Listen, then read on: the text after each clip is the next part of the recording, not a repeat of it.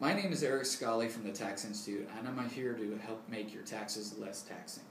If you've lived or worked in more than one state, you may need to file several state tax returns, and each state return has its own rules about taxing your income. So how do you know which state returns to file? Well, first you must know what the basics of residency are. State residency is important to know because it will determine what income will be taxed in your state.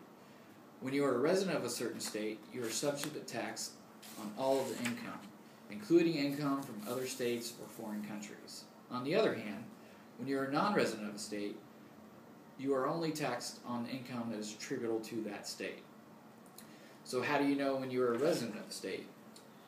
There are two different ways to be a resident of a state. The first is when you are domiciled in a state.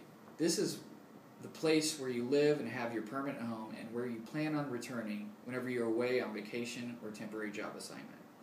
A domicile continues in that state until you move to another state and intend that new state to be your new permanent home.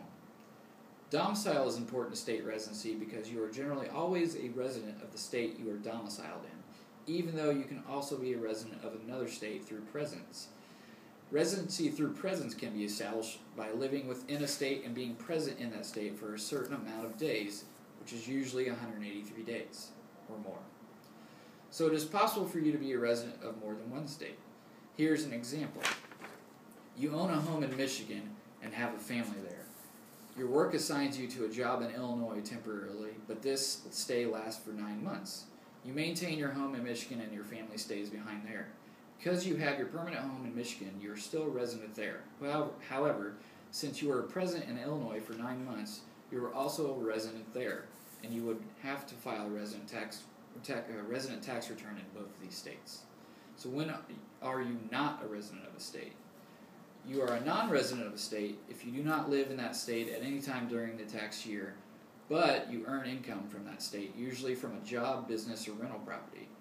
An example of this is when you live in one state but are employed in another.